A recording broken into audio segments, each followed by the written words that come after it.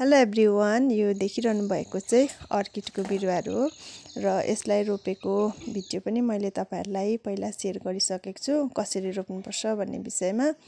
र आज चाहिँ म यो अर्किडको बिरुवाहरू सार्नु लागिरहेको छु। यहाँ म उखाल्दै छु। यहाँ हेर्नुस् नै, जरा पनि कति मजाले आइसकेको छ अनि यो प्लान्ट पनि मजाले बढिसकेको छ। र म चाहिँ कसरी ट्रान्सप्लान्ट गर्छु त पुरा भिडियो हेर्नु होला। फर्स्ट अफ अल चाहिँ मैले यहाँनिर कटुसको लिफ कम्पोस्ट रेडी गरिसकेको छु। यो चाहिँ 2 बोरा लिफ कम्पोस्ट मैले यहाँ राखेको छु। र यहाँ छ, यो चाहिँ मैले घरमै बनाएको कम्पोस्ट हो।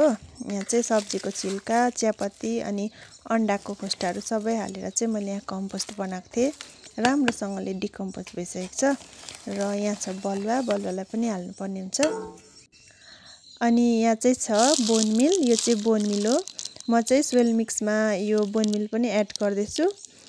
मैले 100 ग्राम जति बोन मिललाई एड गरेँ। त्यसरी नै मैले यो 2 बोरा जति लिफ कम्पोस्टमा चाहिँ यो 20% जति यो कम्पोस्ट मललाई राखेँ। त्यसपछि चाहिँ 20% जति नै बलुवालाई पनि एड गर्दैछु।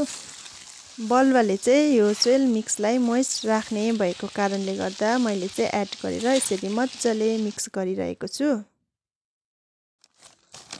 यो बिरुवाको लागि चाहिँ मैले यहाँ 10 इन्चको पट युज गर्दैछु र यसरी मजाले खाती मल भर्नुपर्ने हुन्छ।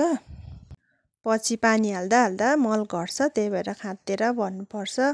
अनि आधी पट भर्नुपर्छ। त्यसपछि चाहिँ यसरी बिरुवा यो चाहिँ मैले पटमा रोपेको थिएँ।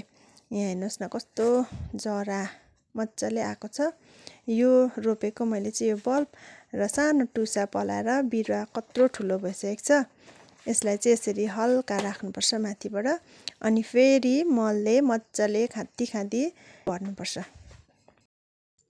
अनि मैले अलरेडी मेरो च्यानलमा 2-3 वटा अर्किडको विषयमा भिडियो बनाएर हालिसकेको छु र तपाईहरु हेर्नु चाहनुहुन्छ भने चाहिँ मैले यो भिडियोको डिस्क्रिप्सनमा लिंक हाल्दिएको छु, हेर्नु सक्नुहुन्छ। र यसरी नै मैले चाहिँ फटाफटी रोपे। बिरुवा रोपिसके पछाडि चाहिँ मैले यसमा हल्का माथिबाट पानी हालिदिए। अनि आज चाहिँ मैले यति नै रोपे, 30-32 वटा जस्तो चाहिँ रोपेछु। अझै धेरै नै छ बिरुवा रोप्नुपर्ने, अब बिस्तारै रोप्छु।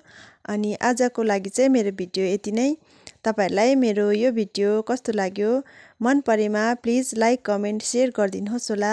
अनि मेरो च्यानलमा तपाईहरु नयाँ हुनुहुन्छ भने चाहिँ मेरो च्यानललाई सब्स्क्राइब पनि गरिदिनुहोस् होला। Thank you so much for watching.